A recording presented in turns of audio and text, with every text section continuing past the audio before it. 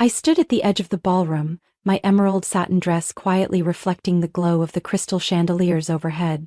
The 30th anniversary celebration of Moreland & Sons was being held at a five-star hotel in New York, where my father-in-law, Charles Moreland, confidently announced the company's new global expansion strategy, and also where I, Aria Moreland, the daughter-in-law he never accepted, was pushed to the edge of an irreversible truth.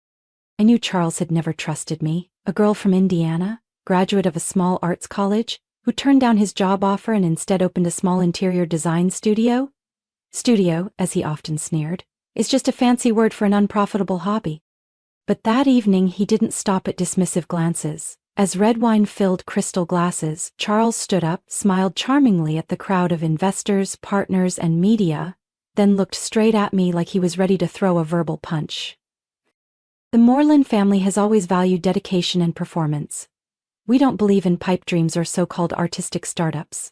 Unfortunately, he shrugged, even within the family, we have a living example of that. The room let out a low chuckle. My husband, Ethan, sat beside me, silent, his eyes avoiding mine as if he, too, was embarrassed by my presence there. I clenched my fists, but before I could say a word, an older man at the head table stood up, his face calm, but his eyes cutting through the tension like fog. "If I may," he said, his voice firm and commanding enough to hush the room. "I'm Henry Gallagher, founder of Gallagher & Stone, one of the leading interior architecture firms on the East Coast." Charles froze, his smile vanished. "And by the way," Henry turned toward me, "Aria hasn't just been the lead designer on my last 3 projects, she's also my daughter." The room went still. Charles's glass trembled slightly. Ethan turned to me, eyes wide, stunned. "Yes, Aria is my daughter," Henry continued. "I didn't say anything earlier because I wanted to see what she could accomplish on her own. Not with my name, and certainly not with the Moreland name." I couldn't take my eyes off him. This was the man who disappeared from my life before I finished high school. The man my mother never spoke of, only saying he wasn't ready to be a father. And "I'm very proud," he said slowly, his gaze locked on Charles, "because Aria rose above all the judgment and bias to become someone I never dared to hope I could one day call my child." Silence. Charles had no words. He tried to force a smile, but the investors had already begun whispering, some exchanging looks as if they'd just seen the first crack in what once seemed like an unshakable empire. As for me, for the first time in my life, I didn't need to defend myself. Henry's words were a shield, but also a door to a brand new chapter. I didn't know what would come next, whether Ethan would stand by me or walk away for good, but I knew that from that moment on, I would no longer be the unworthy bride in the Moreland family. After the event, Ethan and I left the hotel in silence. He drove through the night streets of Manhattan, headlights casting soft glows across his face, the face that once moved me, now a cold distance I could no longer reach. "You didn't tell me he was your father," Ethan finally said after nearly 20 minutes. His voice wasn't angry, just bitter. I turned to him. "I didn't hide it. I only found out a few weeks ago.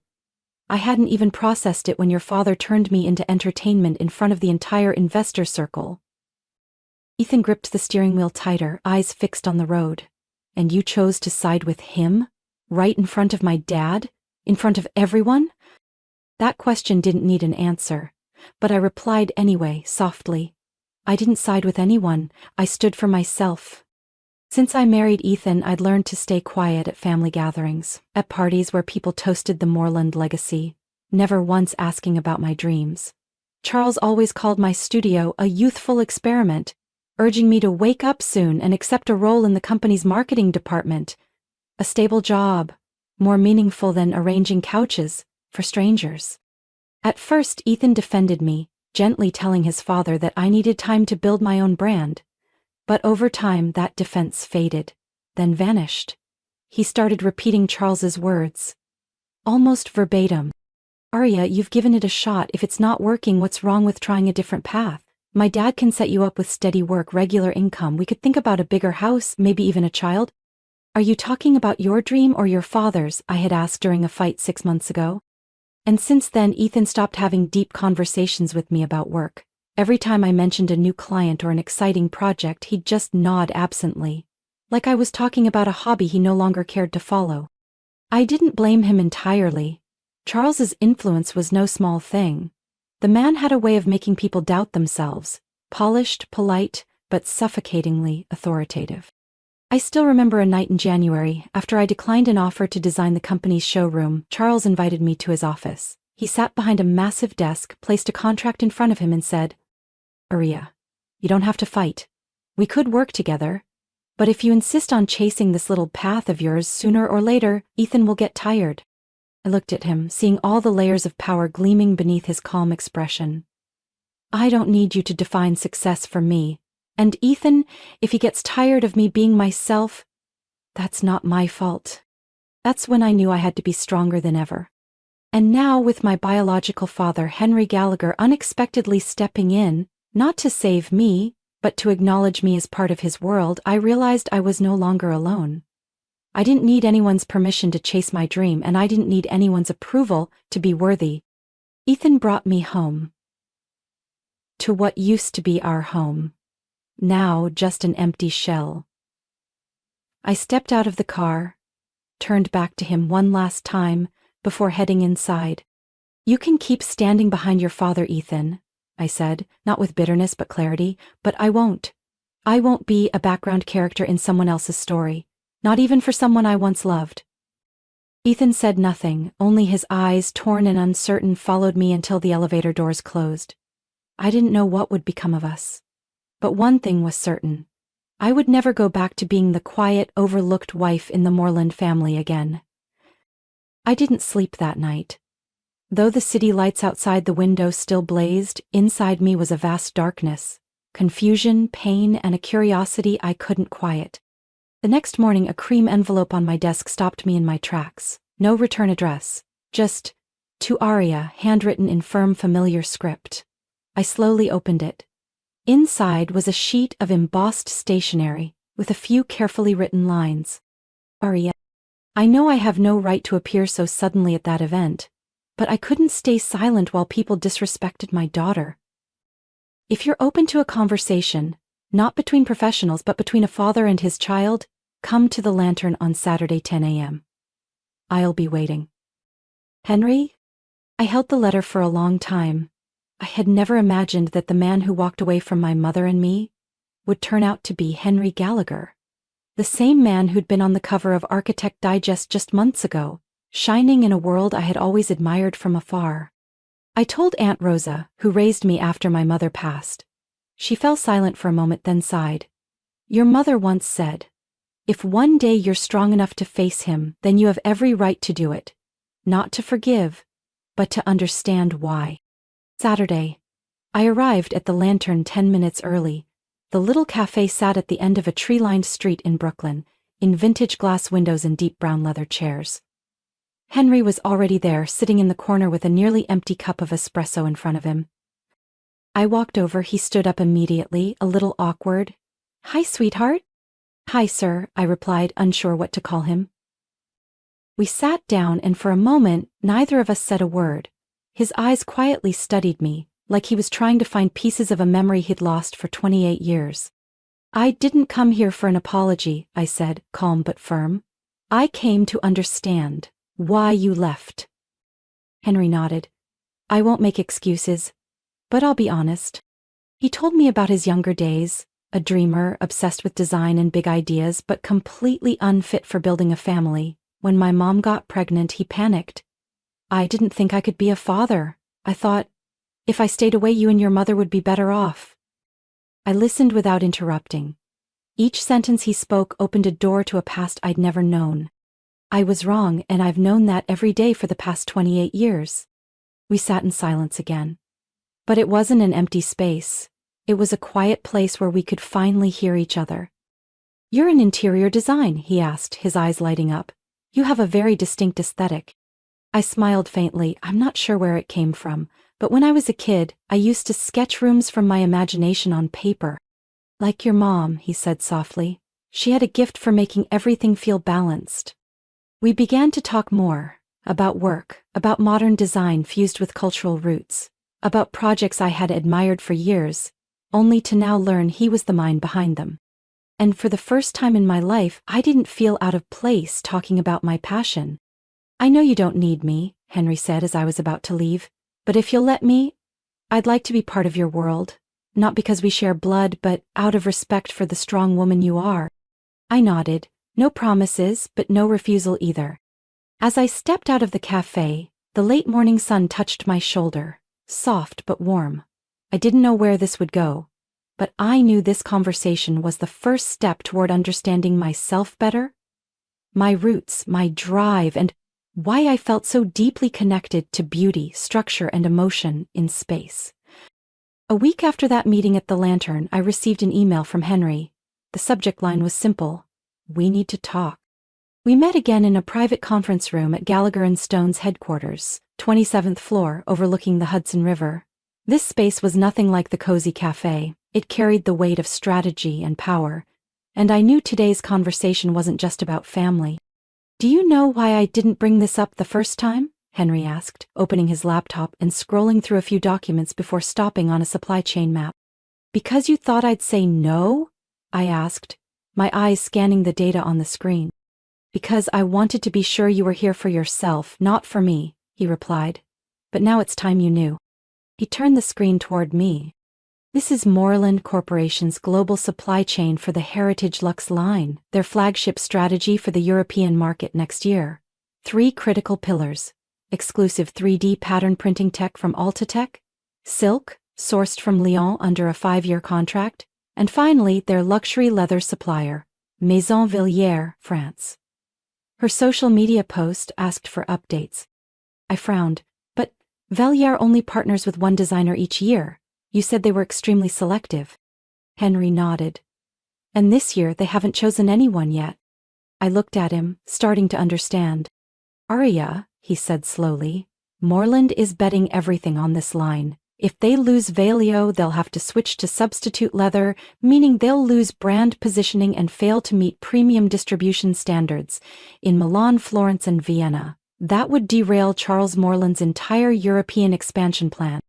I sat still, my heart beat faster. Not out of revenge, but because the truth was finally laid bare. "I don't want to manipulate you, but if you want to prove what you're capable of, this is your moment."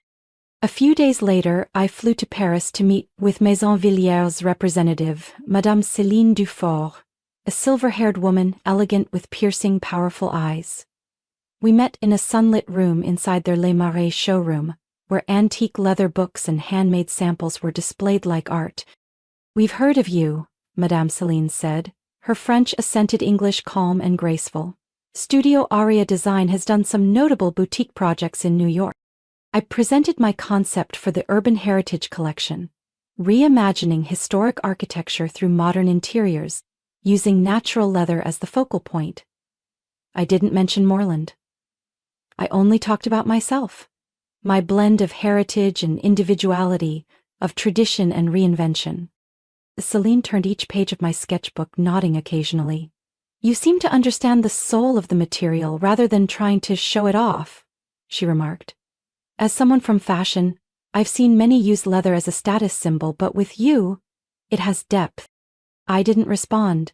I knew I was being evaluated not just for my design, but for my integrity. Before I left, Céline said gently, "I'll be in New York next week. If you're open to it, I'd like to visit your studio. We want to work with someone who truly understands and honors craftsmanship." When I shared the meeting with Henry on a video call, he smiled. "You never had to mention Moreland, and still won them over." "That's exactly what I hoped for." I looked at him, finally feeling like an equal, not because I was about to shake Charles's empire, but because I was rising on my own terms, with skill, resolve, and vision. "What's the next step?" I asked. "Céline will open the door," Henry said, his tone more serious. "But to take down Charles, we'll need to hit his biggest weakness, his ties to a firm called Bryson Lowell. If we cut off that funding—" I interrupted, smiling slightly. "Then let's start mapping the next move." From that moment on, I knew this was no longer about a dismissed daughter-in-law. This was the journey of a woman once seen as the wrong choice, quietly building her own counterattack. 3 months after my first meeting with Madame Céline, Aria Design moved into a sunlit mezzanine in Soho, New York. No longer the cramped apartment studio with squeaky floors. The new space had exposed brick walls, tall ceilings, and floor-to-ceiling glass, exactly like the sketches I made in my sophomore year of college. Everything came like a wave. Fast, strong, unstoppable. After Maison Velliere announced Aria Design as their exclusive interior design partner for North America, I received 7 collaboration offers within 2 weeks. A boutique hotel in Charleston, a chain of electric car showrooms in Seattle, even a restaurant project in London's financial district. Henry stayed in the background, never touching the art or aesthetic, but quietly supported strategy and funding through his investment firm, D&G Ventures. Under the guise of a creative fund, D&G provided the capital for me to hire 6 new staff members, invest in automated model production, and more importantly, position Aria Design as a rising name to watch in architectural review and interiors and spaces. At the same time, tremors started shaking Moreland's foundation. I read that Charles Moreland had just been denied a flagship lease in Milan. The property management group, once his loyal partner for 10 years, had suddenly backed a coalition of emerging designers. Aria Design was at the top of that list. They called it a rebranding of American design presence in Europe. I never publicly claimed to be the leader behind the shift, but the press started calling me the silent challenger to the Moreland empire. At Moreland headquarters, the bad news kept coming, like paper cuts Charles never saw coming. The leather supplier fell through, the Vienna showroom was snapped up by a Korean firm, then came the $1 million tech contract in Munich, suspended indefinitely due to supply chain risk reassessment. A former colleague told me the latest board meeting at Moreland was tense like never before. Charles had shouted at the CFO, slammed documents on the table, and accused someone of sabotage from within. What he didn't know was no one was sabotaging him. He was simply facing the consequences of underestimating others, and the very daughter-in-law he once called a failed woman in a dress. One weekend afternoon, as I was with my team fine-tuning designs for the Rose Hotel in Charleston, my phone rang. It was Ethan. I paused, staring at the screen. It had been almost 3 weeks since we last spoke, when he left our apartment with a suitcase and bitter words trailing behind him. "I'm here," I answered, keeping my voice calm. "Tomorrow night," Ethan said after a pause, "my father's hosting a family dinner. He's invited the entire board, the major shareholders, and he's asked for you to be there." I chuckled lightly. "Why, so I can sit quietly like a prop again?" "No," Ethan replied, his voice raspier than usual. "He knows everything, about Velliere, Milan, about Henry's support, and he wants to see you, in person." I'm not coming to hear him blame me for his own collapse. "Aria." Ethan hesitated. "He won't apologize, you know that. But he's shaken. You should come. Not for him, for yourself." I was silent for a moment. There was a time when I longed for an invitation to that table, the one reserved for decision-makers, for the powerful, for the people who thought they ran the world. Now, I didn't need their invitation, but I would go, not to be accepted, but to show them. I was no longer someone they could overlook. I hung up and looked around my new studio, where pencils scratched across paper and swatches of leather lay beside one another like notes in a score coming to life. I arrived at the Moreland estate on time, wearing a slate gray dress designed by my own studio, simple, tailored, with not a single unnecessary seam. Ethan was waiting by the door, his face carrying a mix of fatigue and unease. He opened the car door, but I declined. "I can walk in on my own." The Moreland mansion was just as grand as I remembered. Arched ceilings, marble floors, art perfectly placed like it had been measured by laser. But something was different this time. The air felt thick with unspoken tension. I stepped into the main dining room. Charles sat at the center of the table, surrounded by board members and a few key allies. When he saw me, his face stretched into a forced smile. "Aria," he said, like my name was a pill he had to swallow. "Thank you for coming." "I came because Ethan asked," I replied. "Not for you." A flicker passed through the room. Ethan pulled out a chair beside him and dinner began with stiff greetings and carefully rehearsed smiles. Throughout dinner, Charles went on and on about his plans to expand into Asia, a project he had just officially handed over entirely to Ethan. "Singapore will be our launch pad," Charles said, swirling the wine in his glass. From there we'll move into Tokyo and Seoul. Ethan will work directly with the investors in Hong Kong. Everything is lining up perfectly. I glanced at Ethan. He sat upright, his eyes focused but unreadable. He nodded at the right moments, smiled when expected, like he was playing a role assigned to him in advance. So what's the plan for the two of you? A female board member asked, leaning toward me. Arya, are you still running your studio? Or will you be relocating to Asia with Ethan? I'm continuing to expand Arya Design in New York and Milan, I said, not even looking at Ethan. We don't plan to move together. The air in the room stiffened for a second. Charles set down his knife, a slight smirk appearing at the corner of his lips. That's unfortunate, he said. A wife who supports her husband can help build an empire. A woman who chooses her own path may only build a beautiful little tent. I smiled and raised my glass of water in place of wine. Sometimes, a little tent brings more peace than a castle full of pressure. After dinner, Ethan and I stood apart in the long hallway that led to the back garden. Lanterns shimmered above, their light falling softly on his shirt. The kind of expensive fabric I used to help pick out but now felt so foreign. You've really changed, Ethan said, his voice rough. You're no longer the woman who used to look at my father with pleading eyes. I looked him in the eye, and you've changed in the opposite way. You used to speak up when something felt wrong, now you nod at everything. Ethan didn't argue. He lowered his head, silent. Why did you take the Asia project? I asked. Because your father wanted you to, or because you truly believe in it?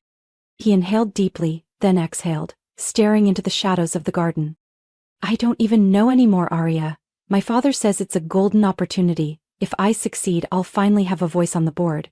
But sometimes, I feel like I'm just being moved out of the way so someone else can keep control. I placed my hand on the cold stone railing. You know, Charles never needed an heir.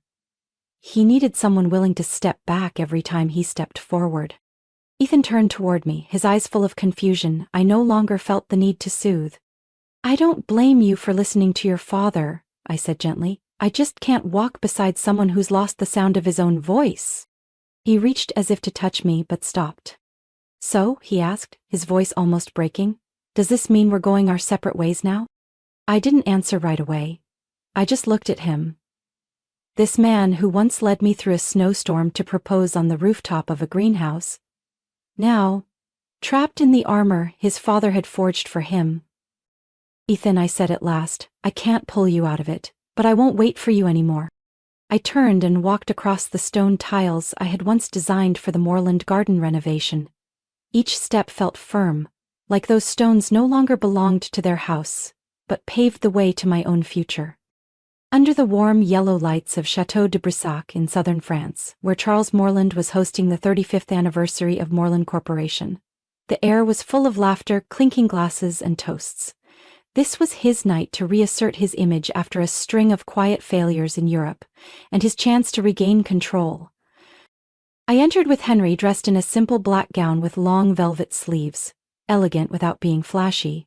Henry walked beside me with composed grace, revealing no sign of tension. We weren't there to stir trouble. We were there to end a game that had been playing out for nearly a year. Charles stood at the center of the hall in a custom tuxedo. When he saw us, his eyes darkened, but he still stepped forward with a performative smile. Arya, he nodded. I'm surprised you accepted the invitation. And Mr. Gallagher, a pleasure. I came for Ethan, I replied calmly, and out of basic respect for the investors present tonight. Charles chuckled softly, but his eyes didn't match his tone. He turned away and launched into a lengthy speech about building legacies, pioneering innovation, and the Moorland family spirit. Every word was calculated, as if eloquence alone could erase recent failures. Then he raised his glass.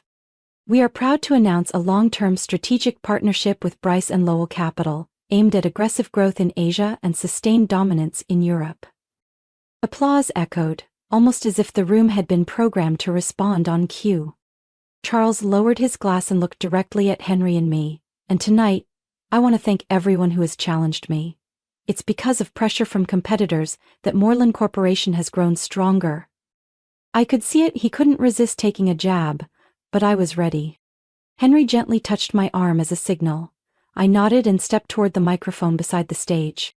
Excuse me, I began, my voice clear, steady. I have a small announcement to make on this special evening. Every head turned. Charles froze. He didn't stop me. He didn't believe I had the presence to humiliate him in public. For over a year, I said, Aria Design has expanded in New York, Milan, and now Tokyo, with strategic support from D&G Ventures, an investment firm founded by Mr. Henry Gallagher. And tonight I'd like to publicly state something Charles has always avoided. I turned and looked straight at the crowd. I am the daughter of Henry Gallagher. A wave of murmurs rippled through the ballroom. I didn't reveal this sooner because I wanted my achievements to stand on their own, not on the back of lineage, but tonight I need to clarify. Every withdrawn contract, every supplier shift was not luck. It was the result of a man who spent too long at the top without learning how to respect others. Henry stepped up beside me and calmly added, and as a final move, D&G Ventures officially withdraws all pending investments for Moreland Corporation's Asia project, effective immediately. Charles's face went pale. You don't have the right, he growled, stepping toward Henry. I do, Henry replied without raising his voice. Clause 14b, projects are subject to reevaluation if the investor identifies signs of governance failure or lack of transparency. The board members began whispering, the Bryce and Lowell reps frowned, pulling out their phones. I looked at Charles, the man who once sat above everyone else, deciding who was worthy. You once called me a mistake, I said softly, but your biggest mistake was underestimating someone in your own family. Ethan stepped forward. He said nothing. He simply stood between me and his father, his gaze clear. For the first time, he wasn't standing behind Charles. In that moment I knew, the game was over. Charles was escorted from the stage, and the board convened an emergency meeting in a private room nearby. The press buzzed behind the grand doors, but I no longer cared. I walked away, head held high, not in triumph, but because I no longer had to live in someone else's shadow. Paris after that night felt like waking from a dream.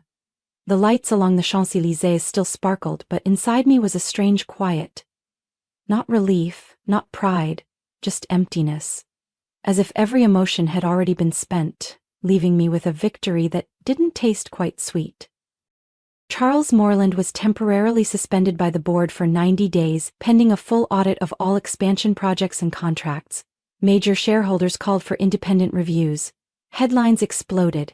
The fall of Moreland, power no longer untouchable.